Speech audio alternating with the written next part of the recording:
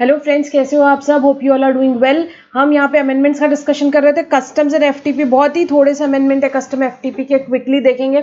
सबसे पहले chapter number 1 जो था हमारा introduction and levy of custom duty, यहाँ पे custom import of goods at concessional rate of duty जो रूल्स थे उसमें कुछ यहाँ पे बेटा अमेंडमेंट्स है। हम यहाँ पे क्या करने वाले हैं, पूरे रूल्स ही यहाँ पे पढ़ने वाले हैं। काफी अमेंडमेंट्स है क्योंकि custom import of goods at concessional rate of duty rules. सबसे पहले तो भाई किसको अप्लाई होते हैं रूल? रूल 2 क्या बोलता है, किसको अप्लाई होते हैं? इंपोर्टर को अप्लाई होते हैं। कौन से इंपोर्टर को? जो अवेल करना चाहते हैं बेनिफिट नोटिफिकेशन का, जो कि इश्यू हुआ है under section 25 of the customs act.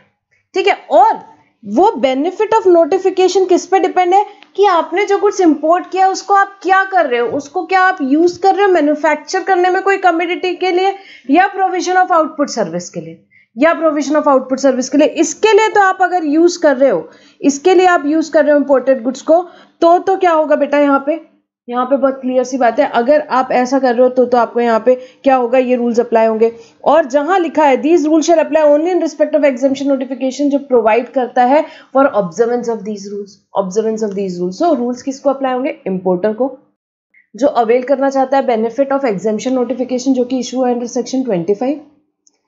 ठीक है, जहां लिखा है बेनिफिट ऑफ सच एग्जेम्पशन किस पे डिपेंडेंट है? यूज ऑफ इंपोर्टेड गुड्स, जो भी use of imported goods covered by that notification for manufacture of the commodity और प्रोविजन ऑफ सर्विस। ठीक है, यहाँ पे और ये रूल्स किसको अप्लाई होंगे? यहाँ पे ये रूल्स उनको अप्लाई होंगे जिस इन respect of such exemption notification जो प्रोवाइड करते हैं ऑब्जर्वेंस ऑफ दीज रूल्स के लिए। अब देखेंगे यहाँ पे रूल्स। हम रूल 3 डेफिनेशंस की हम अगर बात करें यहाँ पे, तो बेटा यहाँ पे रूल 3 में दी हुई है सारी डेफिनेशंस। यहाँ पे एक्ट मींस कस्टम एक्ट। ठीक है, सिंपल डेफिनेशन है। कैपिटल गुड्स का मतलब क्या? जो वैल्यू कैपिटलाइज है बुक्स ऑफ अकाउंट्स में, जो वैल्यू कैपिटलाइज की गई है बुक्स ऑफ अकाउंट्स में ऑफ द इंपोर्टर, वो क्या हो गए? कैपिटल गुड्स हो गए। Then custom automated system means Indian custom electronic data interchange system जो है उसे बोलते हैं, आपको पता है ये। डेट ऑफ इंपोर्ट मतलब जिस दिन ऑफिसर ऑर्डर दे रहा है क्लियरेंस का। ठीक है, date of order made by proper officer under section 47 permitting clearance of the goods. ठीक है, information means information provided by importer who intends to avail the benefit of notification. तो ये सब टर्म्स यहाँ पे अभी आगे यूज होने वाले हैं। जॉब वर्कर मतलब क्या है? जॉब वर्क मतलब क्या हमने पढ़ा हुआ है? Treatment process manufacture. क्या? ट्रीटमेंट प्रोसेस और manufacture consistent with the exemption notification undertaken by a person on goods belonging to importer. Importer के गुड्स के ऊपर यहाँ पे कोई पर्सन क्या करता है? यहाँ पे बेटा कोई यहाँ पे ट्रीटमेंट देता है, प्रोसेस देता है, मैन्युफैक्चर करता है, तो उसे क्या बोला जाता है? जॉब वर्क बोला जाता है। एक्सेप्ट क्या? Gold, jewellery, articles thereof and other precious metals और stones, and job worker shall be constituted accordingly. Then jurisdictional custom officer का मतलब क्या होता है? Officer of custom of a rank equal to rank of superintendent और appraiser exercising jurisdiction over what? Premises, जहां पे either goods imported shall be put to use for manufacture और rendering output services. So ये term बार बार use आएंगे। Jurisdictional custom officer मतलब क्या? वो officer of custom of a rank, किस चीज का? सुपरिटेंडेंट या अप्रेजर का, एक्सरसाइजिंग जुरिस्डिक्शन ओवर व्हाट? वो प्रीमाइसेस जहां पे गुड्स जो इंपोर्ट किए गए उसे पुट टू यूज रखा जा रहा है या फॉर रेंडरिंग आउटपुट सर्विस रखा जा रहा है। Primary address specified in the importer exporter code issued by DGFT in all other cases. Manufacture का मतलब क्या होता है? प्रोसेसिंग ऑफ रॉ मटेरियल और inputs bye the importer in a manner that results in emergence of a new product having a distinct nature, character और use, and the term manufacturer shall be constituted accordingly. Notification मतलब क्या होता है? Notification issued under section 25 subsection 1. Output service का मतलब क्या है? Supply of service excluding after sale service. Output service का मतलब सप्लाई ऑफ सर्विस एक्सक्लूडिंग क्या? आफ्टर सेल्स ऑफ सर्विस नहीं आएगी उसमें। Utilising imported goods. Specified end use का मतलब क्या होता है? Dealing with the goods imported in a manner जो कि स्पेसिफाइड एंड नोटिफिकेशन में, और इसमें क्या इंक्लूड होगा? Supply to the intended person and the term end use recipient shall be constituted accordingly. Next rule 4 देखेंगे। Importer to give one time prior information. Importer को क्या देना? वन टाइम प्रायर इन्फॉर्मेशन देना। ठीक है, so the importer is required to provide one time information on the common portal in the prescribe form consisting the following particulars. Namely क्या चीजें यहाँ पे इंपोर्टर को देना है? One time information common portal पे क्या चीजें देनी भाई? अपना नाम, अपना एड्रेस, जॉब वर्कर का नाम, job worker address, goods produce या प्रोसेस अंडरटेकर जो हो रहे हैं उसकी मैन्युफैक्चरिंग फैसिलिटी पे इंपोर्टर के या जॉब वर्कर के। नेचर डिस्क्रिप्शन जो गुड्स उसने इंपोर्ट किया है जिसको यूज करने वाला है किस चीज में, मैन्युफैक्चरिंग ऑफ द गुड्स पे, ठीक है, at the premises of the importer और जॉब वर्कर। जो particulars of what, exemption notification जो भी एप्लीकेबल है on such import. Nature of output service rendered utilising the goods imported. Particulars of premises intended to be used in case of unit transfer. Details of end use recipient in case where goods imported or supplied for a specified end use या intended port of import। ये 8 चीजें क्या करनी भाई, importer को क्या करनी, one time information देनी, वन टाइम इंफॉर्मेशन देनी कॉमन पोर्टल पे। जैसे ही वो इन्फॉर्मेशन देगा कॉमन पोर्टल पे, वो एक्सेप्ट होगी इन्फॉर्मेशन, तो क्या होगा, एक IIN जनरेट होगा, import of goods at concessional rate identification number generate होगा उस इन्फॉर्मेशन के अगेंस्ट, ठीक है। बहुत ही थ्योरेटिकल प्रोसीजरल टाइप का है, कुछ ज्यादा समझने का नहीं है, एक बार जस्ट रीड कर लेना, not very important from exam point of view again, ठीक है। सो ये क्या हुआ, इन्फॉर्मेशन, ये 8 चीजों की इन्फॉर्मेशन किसने दी, इंपोर्टर ने कॉमन पोर्टल पे दी, एक IIN नंबर जनरेट हुआ। The importer also has an option to update the prescribe form in case of any change in details on the common portal. So importer के पास क्या है भाई, ऑप्शन है, किस चीज के लिए कोई भी चेंज होते हैं तो वो डिटेल्स क्या कर सकता है, यहाँ पे कोई भी चेंज होते हैं डिटेल्स तो उसने कॉमन पोर्टल में वो अपडेट कर सकता है। The importer who intends to avail the benefit of exemption notification, जिसको भी exemption notification का benefit लेना है जिस भी importer को, तो उसे क्या करना पड़ेगा, एक कंटिन्यूटी बॉन्ड सबमिट करना पड़ेगा उतनी श्योरिटी सिक्योरिटी के साथ जो भी यहाँ पे ACDC को क्या लगता है, सही लगता है। क्या करना है भाई, सबमिट करना है, जो भी इंपोर्टर को यहाँ बेनिफिट लेना है उसको क्या करना है, सबमिट करना है continuity bond with that surety और सिक्योरिटी जो भी क्या लगता है, ACDC को लगता है कि सही है, जो भी ACDC को लगता है कि सही है। एज द केस में भी having jurisdiction over the premises where goods imported shall be put to use for manufacture of goods और for rendering of output services, ठीक है। कौन सा ACDC, जिसका जुरिस्डिक्शन है वो प्रीमाइसेस पे जहां पे इंपोर्टेड गुड्स को पुट टू यूज रखा गया फॉर मैन्युफैक्चरिंग के लिए या रेंडरिंग आउटपुट सर्विस के लिए। Next, procedure to be followed, the importer who intends to avail the benefit of exemption notification shall mention IIN and continuity bond number while filing bill of entry. क्या करना है importer को भाई, यहाँ पे IIN number और यहाँ पे कंटिन्यूटी बॉन्ड नंबर क्या करना है, मेंशन करना है जब भी वो बिल ऑफ एंट्री फाइल करे, ACDC क्या करेगा भाई, अलाउ कर देगा इंपोर्टर को, ठीक है, आप बेनिफिट ले सकते हैं एग्जेम्पशन नोटिफिकेशन का, आप बेनिफिट ले सकते हैं, ठीक है। प्रोसीजरल पार्ट है बेटा पूरा। एक बार जैसे bill of entry for once a bill of entry is cleared for home consumption, the bond submitted by importer gets debited automatically in the custom automated system, ठीक है। जैसे बिल ऑफ एंट्री यहाँ पे क्या हुई, यहाँ जैसे बिल ऑफ एंट्री क्लियर होगी फॉर होम कंजम्पशन, जो बॉन्ड सबमिट किया है किसने, इंपोर्टर ने, वो डेबिट हो जाएगा ऑटोमेटिकली कस्टम ऑटोमेटेड सिस्टम में। And details shall be made available electronically to the jurisdictional custom officer, और डिटेल्स किसको मिलेंगे, जुरिस्डिक्शनल कस्टम ऑफिसर को। The new process aims at removing manual intervention and simplifying the procedure with focus on automation and faceless procedure to avail benefit of concessional rate of duty, ठीक है। सो simple सी बात है, जैसी bill of entry home consumption के लिए क्या की गई है, क्लियर की गई है, जो भी बॉन्ड इंपोर्टर सबमिट करता है वो डेबिट हो जाएगा ऑटोमेटिकली, ठीक है, और जो डिटेल हो जाएगी वो ऑफिसर को यहाँ अवेलेबल हो जाएगी, ठीक है। द जो नई प्रोसेस है वो क्या कर रही है, मैनुअल इंटरवेंशन रिमूव कर रही है यहाँ पे और सिंप्लीफाई कर रही है प्रोसेस, सिंपल बात है, ऑटोमेशन यहाँ पे हो रहा है। Now importer to maintain records, क्या क्या रिकॉर्ड्स मेंटेन करने हैं इंपोर्टर को, रूल 6 में दिया है। The importer shall maintain an account in such manner to clearly indicate the quantity and value of goods imported, ठीक है। क्या क्या करना है, quantity and value of goods imported जो है उसका अकाउंट्स मेंटेन करना है। Second, quantity and date of receipt of goods imported in the relevant premises. Quantity of such goods consumed, कितने क्वांटिटी गुड्स के कंज्यूम हुए। Quantity of goods send for job work, nature of job work carried out, कितने goods आपने job work के लिए भेजे, क्या क्या जॉब वर्क कैरी आउट हुआ है। Quantity of goods received after job work, क्या क्वांटिटी रिसीव हुई है वापस से जॉब वर्क के बाद में। Quantity of goods re exported if any under rule 7, remaining in stock according to bills of entry, ठीक है। तो ये सब चीजें क्या बात हुई है यहाँ पे कि भाई इंपोर्टर को क्या क्या चीजों का यहाँ पे रिकॉर्ड्स मेंटेन करना है, क्या क्या रिकॉर्ड्स मेंटेन करना है। तो उसको क्वांटिटेटिव डिटेल्स किस चीज के एंड क्वांटिटेटिव डिटेल्स ये सब चीज के कि कितने गुड्स इंपोर्ट किए, कब रिसीव हुए, कितने गुड्स उसमें से कंज्यूम हुए, कितने जॉब वर्क के लिए भेजे, कितने जॉब वर्क से वापस आए, कितने उसने री एक्सपोर्ट कर दिए और कितने स्टॉक में बचे, ठीक है। सिंपल है भाई, सिंपल है। गुड्स कितने इंपोर्ट किए, यहाँ पे क्या उसका डेट ऑफ इंपोर्ट है, यहाँ पे date of receipt of goods है, उतने से कितने गुड्स आपने कंज्यूम कर दिए, कितने जॉब वर्क को भेज दिए, जॉब वर्क से कितने वापस आ गए, कितने आपने वापस से री एक्सपोर्ट कर दिए, ठीक है, यही सब चीजें, और कितने स्टॉक में बचे।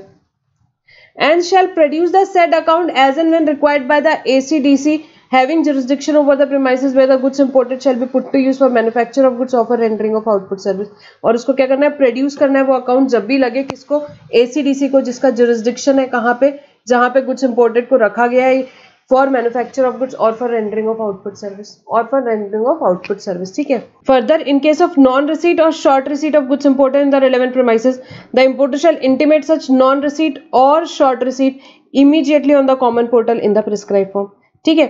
तो अगर कुछ भी नॉन रिसीट होती है या शॉर्ट रिसीट होती है यहाँ पे गुड्स की, तो इंपोर्टर को क्या करना है, कॉमन पोर्टल पे इंटीमेट करना है, कॉमन पोर्टल पे इंटीमेट करना है। The importer shall submit a monthly statement on the common portal in the prescribe form by 10th of the following month. क्या करना है, उसको मंथली स्टेटमेंट सबमिट करना है यहाँ पे कॉमन पोर्टल पे, कब तक, 10 तारीख को ऑफ द फॉलोइंग मंथ, 10 तारीख को ऑफ द फॉलोइंग मंथ, ठीक है। However, the importer may submit details of goods consumed in the prescribed form at any point of time for immediate recredit of the bond, which shall become part of monthly statement of the subsequent month। तो importer को क्या करना है, submit करना है details of goods consume, किसमें, prescribe form में, किसी भी समय पे, ताकि क्या हो सकता है भाई, for immediate recredit of the bond, जो कि बनेगा वो जो भी मंथली स्टेटमेंट है आपका नेक्स्ट मंथ के 10 तारीख को जो आप सबमिट करते हो उसका part. Procedure for allowing imported goods for job work. The importer shall maintain a record of goods sent for job work during the month and mention the same in the prescribed monthly statement। जो भी goods आपने job worker को भेजा वो क्या करना है आपको, यहाँ पे उसका रिकॉर्ड मेंटेन करना है और मेंशन करना है उसको किसमें, मंथली स्टेटमेंट में, मेंशन करना है उसको मंथली स्टेटमेंट में, पहली बार। Second, the importer shall send the goods to the premises of job worker. Importer को सेंड करना है गुड्स किसको, यहाँ पे, to the premises of job worker, under किसमें, इनवॉइस में, ठीक है। और wherever applicable through e-way bill as specified in GST act mentioning the description and quantity of the goods. तो उसको सेंड करना है गुड्स किसको, to the premises of job worker, under जो भी इनवॉइस, ठीक है, या ई-वे बिल के थ्रू, और मेंशन करना है भाई किस डिस्क्रिप्शन के कौन से क्वांटिटी ऑफ गुड्स यहाँ पे भेज रहा है। जितने दिन के लिए गुड्स भेजे जा सकते हैं वो मैक्सिमम पीरियड क्या है, 6 मंथ्स, इनवॉइस की डेट से या ई-वे बिल की डेट से 6 महीने तक के क्या है आपके गुड्स जॉब वर्क के लिए आप भेज सकते हो। अगर इंपोर्टर को नहीं यहाँ स्टैब्लिश कर पाता है कि भाई जो गुड्स उसने भेजा है जॉब वर्कर को उसने नहीं यूज किया है, कैसे, जो भी यहाँ पे पर्टिकुलर्स मेंशन किए थे रूल 4 के हिसाब से, तो jurisdictional custom officer necessary action लेगा इंपोर्टर के अगेंस्ट। आगे हम रूल्स में पढ़ेंगे, रूल 8A में वो। देन जॉब वर्कर को क्या करना है भाई, अकाउंट्स वगैरह मेंटेन करेगा, ऑब्वियसली उसके पास जो गुड्स आए उसको कैसे डिटेल्स मेंटेन करना है वो बात है। So the job worker shall maintain an account of what, receipt of goods, manufacturing process undertaken thereon and waste generated if any during such process। so job worker को क्या करना है, मेंटेन करना है अकाउंट किस चीज का, क्या कुछ रिसीव हुए, क्या प्रोसेस उसमें अंडरटेक की गई और क्या वेस्ट जनरेट हुआ, सेकंड, प्रोड्यूस कर सकता है वो अकाउंट्स किस डिटेल्स किसके, बिफोर जुरिस्डिक्शनल कस्टम ऑफिसर के as and when required by said officer, ठीक है। सो सबसे पहले तो मेंटेन करना है कितने गुड्स रिसीव हुए, क्या प्रोसेस अंडरटेक करी और क्या वेस्ट जनरेट हुआ उस प्रोसेस में, पहली चीज। सेकेंड चीज, प्रोड्यूस कर सकता है अकाउंट डिटेल्स किसके पास, जुरिस्डिक्शनल कस्टम ऑफिसर के पास, जब भी उसको रिक्वायर्ड है। थर्ड, जब भी जॉब वर्क कंप्लीट होता है, after completion of job work send the process goods to importer और टू अनदर जॉब वर्कर, ठीक है। जॉब वर्क कंप्लीट होने के बाद वो गुड्स किसको भेजने, उसको इंपोर्टर को भेजने या दूसरे जॉब वर्कर को भेजने, as directed by importer for carrying out remaining process, जो भी प्रोसेस बची उसके लिए, ठीक है। तो यहाँ पे जैसे ही उसका यहाँ पे कंप्लीट होता है, उसका जॉब वर्क कंप्लीट होता है, तो उसको प्रोसेस गुड्स किसको भेजना है, या तो दूसरे जॉब वर्कर को भेजेगा या क्या करेगा, इंपोर्टर को भेज देगा वापस। दूसरे जॉब वर्कर को अगर आगे की प्रोसेस करना है तो उसके लिए भेज देगा under the cover of invoice e-way bill. Simple सी बात है, जॉब वर्कर को क्या क्या करना है, मेंटेन करना है अकाउंट्स किसके, गुड्स जो रिसीव हुए, क्या मैन्युफैक्चरिंग फैसिलिटी यहाँ पे प्रोसेस अंडरटेक की गई और क्या वेस्ट जनरेट हुआ, पहली चीज। दूसरी चीज, प्रोड्यूस करना है अकाउंट्स किसके, बिफोर जुरिस्डिक्शनल कस्टम ऑफिसर के before as required by said officer, ठीक है। और थर्ड, जॉब वर्क कंप्लीट होने के बाद प्रोसेस गुड्स उसको भेजने किसको, इंपोर्टर को या दूसरे जॉब वर्कर को, as directed by importer for carrying out remaining process under the cover of invoice और ई-वे बिल, ठीक है, ये बात है। Next, procedure for aligning imported goods for unit transfer. अब आपके अगर यूनिट ट्रांसफर करना है तो उस केस में क्या प्रोसेस अडॉप्ट करनी है। The importer shall maintain a records of, बेटा बहुत थ्योरेटिकल है, जस्ट एक बार रीड कर लेना है, ठीक है। बहुत नेग्लिजिबल चांसेस हैं इसके कि भाई एग्जाम में ये पूछा जाए, बस आपको एक बार प्रोसीजर रीड कर लेना है। The importer shall maintain a record of goods send for unit transfer during the month and mention the same in specified monthly statement. ठीक है, तो रिकॉर्ड मेंटेन करना है, मंथली स्टेटमेंट में बताना है, वो गुड्स का जो भी quantitative details and all that है आपको बताना ही है मंथली स्टेटमेंट में। ठीक है, तो क्या करना है आपको, रिकॉर्ड मेंटेन करना है, रिकॉर्ड मेंटेन करना है जो भी यहाँ पे गुड्स आप कर रहे हो किस चीज के लिए, यूनिट ट्रांसफर के लिए, और मेंशन करना है उसको किसमें, मंथली स्टेटमेंट में, मंथली स्टेटमेंट में। The importer shall send the goods under an invoice और wherever applicable through e-way bill specified in GST act mentioning the description and quantity of the goods. ठीक है, so simple है, importer को क्या करना है, goods जो भी वो भेजेगा अपनी यहाँ पे यूनिट ट्रांसफर कर लिए तो गुड्स किसके अंडर इनवॉइस होना चाहिए यहाँ पे। ठीक है, और मेंशन करना है डिस्क्रिप्शन और quantity of the goods. The importer shall in relation to transfer of goods to another unit, क्या अगेन वही चीज है, मेंटेन करना है कि भाई किस चीज का मेंटेन करना है, क्या गुड्स रिसीव हुए, क्या प्रोसेस अंडरटेकन की, क्या वेस्ट जनरेट किया, गुड्स से रिलेटेड ही चीजें। Produce the accounts before account details before jurisdictional custom officer as and when required by said officer. Produce करना है अकाउंट डिटेल्स कहाँ, जुरिसडिक्शनल कस्टम ऑफिसर के वहाँ, जुरिसडिक्शनल कस्टम ऑफिसर के वहाँ। And third, after completion of the said process उसको क्या करना है, सेंड करना है process goods back to the premises of the importer from where the goods were received to a job worker. ठीक है, so after completion of said process क्या करना है, उसको भेजना है, सेंड करना है क्या, process goods back to the premises of the importer from where the goods were received और टू अ जॉब वर्कर। ठीक है, तो काम होने के बाद में गुड्स इंपोर्टर को भेज दो या दूसरे जॉब वर्कर को भेजना है, अगर आगे की प्रोसेस करना है तो दूसरे जॉब वर्कर को भेजना है।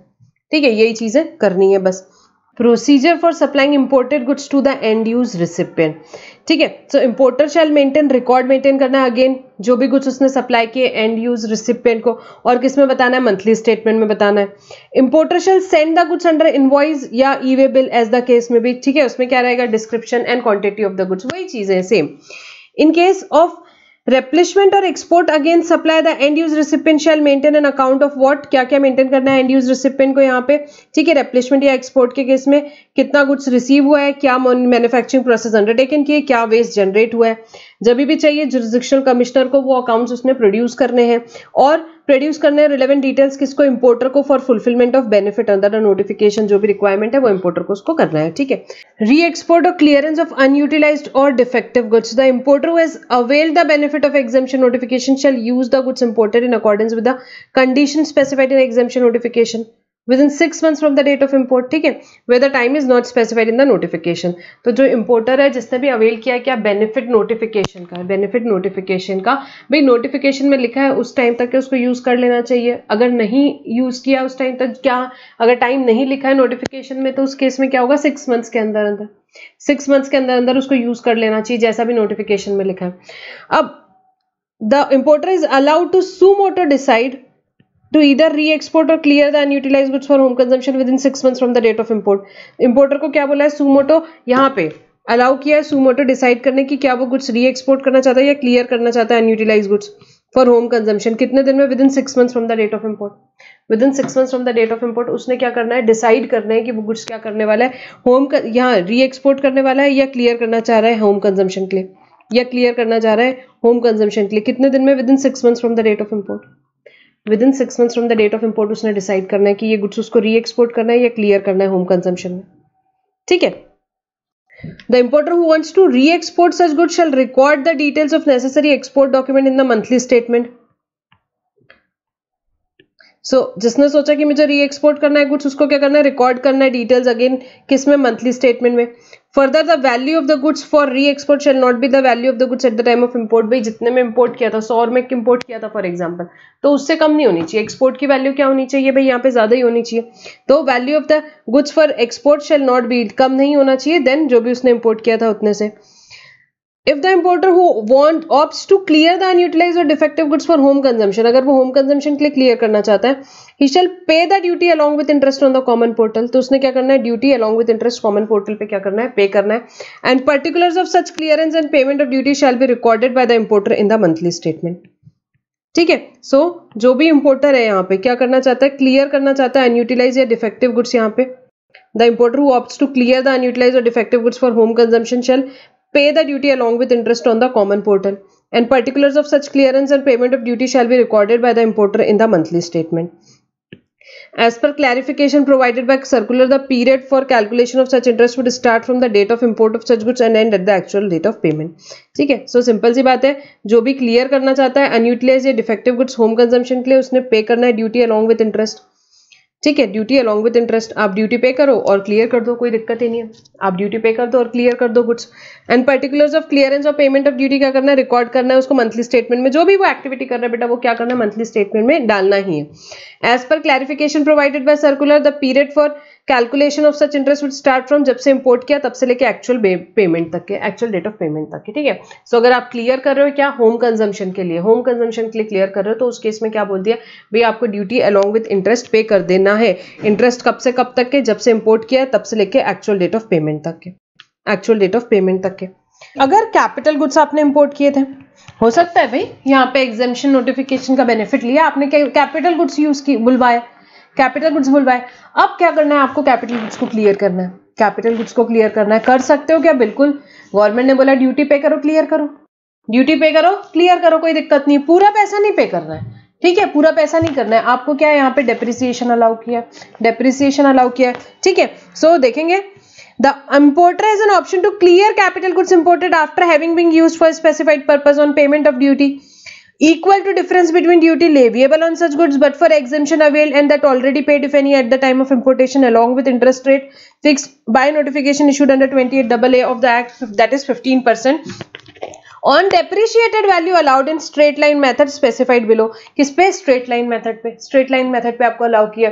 ठीक है, सो डेप्रिसिएशन क्या दिया है आपको, for every quarter of first year का 4%, सेकेंड ईयर का 3%, थर्ड ईयर का 3%, फोर्थ एंड फिफ्थ ईयर का 2.5% और उसके बाद हर एक क्वार्टर का 2%. उसके बाद हर एक क्वार्टर का क्या है, 2% है. ठीक है, सो फॉर एग्जांपल मैंने यहाँ पे क्या किए थे, कोई कैपिटल गुड्स यहाँ पे लेकर के आए थे, कैपिटल गुड्स लेके आए थे. फॉर एग्जांपल 1 करोड़ के कैपिटल गुड्स थे, 1 करोड़ के कैपिटल गुड्स थे, उस पे 20 लाख रुपीज की ड्यूटी थी, 20% ड्यूटी थी, 20 लाख की ड्यूटी थी. मेरे को पूरा एग्जेम्पशन मिल गया, मैंने पूरा एग्जेम्पशन का बेनिफिट ले लिया था जब मैंने इंपोर्ट किया था तब. आज 2-3 साल के बाद मैं क्या कर रही हूँ, ये कैपिटल गुड्स को क्या करने वाली हूँ, मैं क्लियर करने वाली हूँ, क्लियर करने वाली हूँ. तो गवर्नमेंट ने बोला हम बिल्कुल आपको बेनिफिट देंगे बट आपको ड्यूटी पे कर देनी पड़ेगी, आपको ड्यूटी पे करनी पड़ेगी. ठीक है, तो फॉर एग्जाम्पल आपके ये जो गुड्स है इसमें आपने 1 साल यूज किए तो 16% रिड्यूस हो जाएगा, 16% रिड्यूस हो जाएगा. कितना रिड्यूस हो गया आपका यहाँ पे, 16% रिड्यूस हो गया, 16 lakh rupees, 16 lakh rupees reduce हो गया. सो 84 लाख पे 20% ड्यूटी आप पे कर दोगे. 84 लाख पे 20% जो ड्यूटी आएगी वो क्या करना है, आपको पे कर देनी है, वो आपको पे कर देनी है. ठीक है, सो ये क्या हुई बात कि भाई कैपिटल गुड्स क्लियर कर सकते हो, कोई दिक्कत नहीं है. आपको क्या करना पड़ेगा, यहाँ पे ड्यूटी पे करनी पड़ेगी. ड्यूटी पूरे में लगेगी क्या, नहीं, डेप्रिशिएटेड वैल्यू पे जो ड्यूटी आएगी वो ड्यूटी है वो आपको पे कर देना है along with interest at the rate of 15% per annum. ठीक है, 28AA ऑफ द एक्ट में क्या दिया हुआ है यहाँ पे, उसके अंडर जो नोटिफिकेशन इशू हुआ है क्या है, 15% पर एनम आपको पे कर देना है. अब इसके लिए आप डेप्रिसिएशन जो कैलकुलेट करोगे, for the purpose of computing rate of depreciation for any part of the quarter of full quarter shall be taken into account. ठीक है, तो आपने यहाँ पे part of the quarter will also be considered as full quarter and the depreciation shall be allowed from the date when the imported capital goods have come into use for the purpose specified in the exemption notification up to the date of its clearance. The importer shall record particulars of such clearance and payment in the monthly statement. कब से calculate किया जाएगा आपका quarter, from the goods have come into use. यहाँ पे आपके goods जब से यूज में आए हैं तब से क्वार्टर क्लियर किया जाएगा, डेट टू डेट किया जाएगा. ठीक है, फॉर एग्जांपल आपने 5th ऑफ अक्टूबर को यहाँ पे क्या लिए हैं, आपके गुड्स लेकर के आए, यहाँ पे यूज में आए, तो 5th अक्टूबर से आपका क्वार्टर आएगा.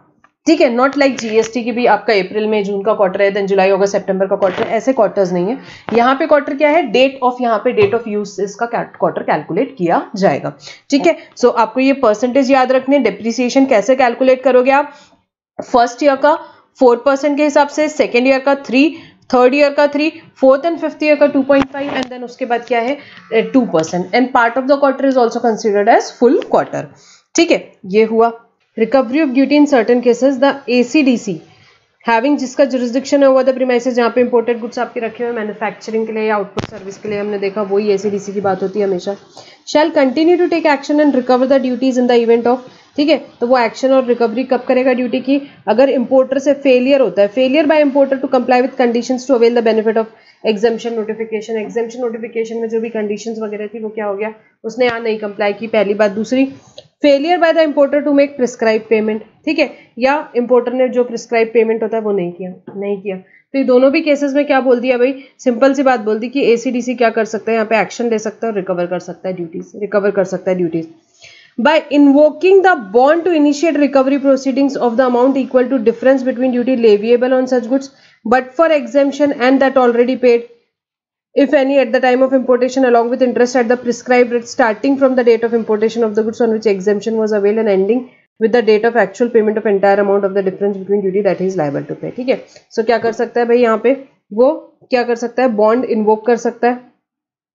इन्वोक कर सकता है ताकि आपकी वो रिकवरी प्रोसीडिंग्स कर सके, इक्वल टू डिफरेंस बिटवीन जो भी ड्यूटी लेविएबल है but for exemption and already paid at the time of importation, ठीक है, along with interest at the prescribed rate.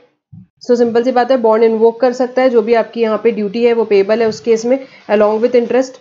कब से कब तक के यहाँ पे इंटरेस्ट लगेगा आपको, जब से इंपोर्ट किया आपने तब से लेके जब आप एक्चुअल पेमेंट करते हो, पेनल्टी सिंपल सा पॉइंट है, द इंपोर्टर और अ job worker who contravenes any of the provisions of these rules, या यहाँ पे प्रोविजन का यहाँ कॉन्ट्रावेंशन कर रहे हैं या अबेट कर रहे हैं, such contravention shall be liable to a penalty without prejudice to any other action which may be taken under this act, rules or regulation or any other law for the time being in force। तो ठीक है, जो भी यहाँ पे provisions को obviously कॉन्ट्रावेंट करते हैं उनको क्या हो सकता है, पेनल्टी लग सकती है।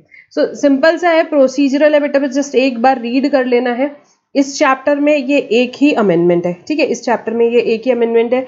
यहाँ जो रूल से रिलेटेड है हमने पूरा रूल ही यहाँ पे एक बार देख लिया, तो आपने क्या करना है, जस्ट एक बार इसको रीड कर लेना है, कुछ ज्यादा इंपॉर्टेंट है नहीं।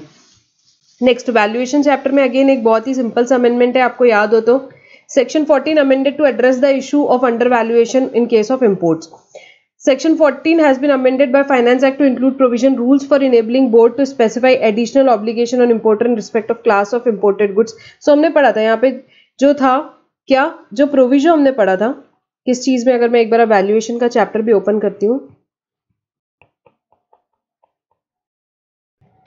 ये सेक्शन 14 जो हमने पढ़ा था आपको याद हो तो उसमें लिखा हुआ था, ठीक है, वैल्यूएशन ऑफ गुड्स से रिलेटेड जो हमने सेक्शन 14 पढ़ा था उसमें लिखा था सच रूल्स में provide for A B C point था, यहाँ पे डी पॉइंट भी ऐड कर दिया। ठीक है, बहुत सिंपल सा है, क्या था वहां पे ऑलरेडी क्या था, सच रूल्स में प्रोवाइड फॉर की सर्कमस्टांसेस कहाँ पे बायर और seller shall be deem to related, manner of determination of value in respect of goods जहाँ पे कोई सेल नहीं है एंड ऑल दैट। ये हमने ABC पॉइंट पढ़ा था। फोर्थ पॉइंट उसमें क्या लिखा है कि भाई क्या रूल्स में बताया जाएगा, तो वहां लिखा है additional obligation of the importer in respect of any class of imported goods and checks to be exercised. तो क्या एडिशनल ऑब्लिगेशन रहेंगे इंपोर्टर के इन रिस्पेक्ट ऑफ क्या, any class of imported goods and checks to be exercised including circumstances and manner of exercising thereof board may specify where the board has reason to believe that value of such goods may not be declared truthfully or accurately। ठीक है, जहां पे reason board को क्या reason to believe है कि value जो goods की है वो नहीं डिक्लेयर की गई ट्रुथफुली और accurately, having regard to trend of declared value of such goods और any other relevant criteria, having regard to what trend of declared value of such goods और any other relevant criteria. So ये क्या बताएगा, rules बताएगा। Simple सा एक point add कर दिया, बहुत सिंपल है, कुछ नॉट वेरी इंपॉर्टेंट, कि क्या एडिशनल ऑब्लिगेशन रहेंगे इंपोर्टर के for any class of imported goods और क्या चेक्स एक्सरसाइज करने including circumstances and manner of exercising thereof as the board may specify where the board has reason to believe कि value of such goods may not be declared truthfully or accurately, जहां board को ऐसा लगता है कि value जो goods की नहीं डिक्लेयर की जाएगी ट्रुथफुली या accurately, having regard to trend of declared value of such goods और any other relevant criteria. So simple सी बात है, एक ही अमेंडमेंट है यहाँ पे सेक्शन 14 में, वो बता दिया कि रूल्स में जहाँ पे 1 2 3 पॉइंट था वहाँ यहाँ 4th पॉइंट को भी ऐड कर दिया। फॉरेन ट्रेड पॉलिसी में अगेन बहुत ही सिंपल अमेंडमेंट है यहाँ पे। जो फॉरेन ट्रेड पॉलिसी थी बेटा, यहाँ पे अभी इसको क्या कर दिया, 31 मार्च 2023 तक के यहाँ पे एक्सटेंड कर दिया है। सो 1520 पॉलिसी थी, ओरिजिनली 1520 पॉलिसी 31 मार्च 2020 तक की थी, बट कोविड एंड ऑल के कारण हमने देखा था कंटिन्यूस एक्सटेंड हो रही थी और अभी भी ये कंटिन्यू एक्सटेंड हो रही है और 31 मार्च 2023 तक के ही है। तो अभी जो प्रेजेंट पॉलिसी आपके एग्जाम में एप्लीकेबल क्या है, 1520 policy extended till 31 March 2023। Exemption from IGST, GST compensation cess in case of import under advance authorization, पहली चीज। सेकंड EPCG के केस में, third EOU, EHTP, STP, BTP units. इन तीनों केसेस में हमने देखा था IGST और GST कंपनसेशन सेस का एग्जेम्पशन था, ठीक है, पे करने की जरूरत नहीं थी। आप एडवांस ऑथराइजेशन कर रहे हो या EPCG स्कीम के अंडर या ये EOU, EHTP में, इसको ग्रांट कर दिया विदाउट एनी टाइम रिस्ट्रिक्शन। पहले इसमें रिस्ट्रिक्शन था टाइम का, अभी क्या कर दिया, इसको विदाउट एनी टाइम, इसको कंटिन्यूसली इसका जो एग्जेम्पशन था वो एक्सटेंड हो रहा था, अभी विदाउट एनी टाइम लिमिट इसको एक्सटेंड कर दिया गया है। So the said restriction has been relaxed and said exemption are now available without any time limit. Next, provision relating to denomination of export contract amended. अब इसमें ये important part है, देखेंगे हम अभी क्या कर दिया, ये देखेंगे अभी क्या कर दिया है। सो इनवॉइसिंग, तीन चीजें, इनवॉइसिंग, पेमेंट और सेटलमेंट। जो भी एक्सपोर्ट इंपोर्ट के केस में इनवॉइसिंग, भाई आप या एक्सपोर्ट कर रहे हो या इंपोर्ट कर रहे हो, उस केस में इनवॉइसिंग, पेमेंट, सेटलमेंट आपको क्या कर दिया है, has also been made permissible in INR। अब INR इंडियन रुपीज में भी उसको परमिसेबल कर दिया गया, accordingly settlement of trade transaction in INR may also take place through special rupee vostro account opened by AD, that is authorized dealer banks in India. So settlement जो भी trade transaction का है वो INR में भी कर दिया गया है, किसके थ्रू, स्पेशल वोस्ट्रो अकाउंट के थ्रू ओपन कर रहा है जो AD in India in accordance with the following procedure. Indian importers undertaking imports through the mechanism shall make payment in INR which shall be credited into the special vostro account of the correspondent bank of the partner country.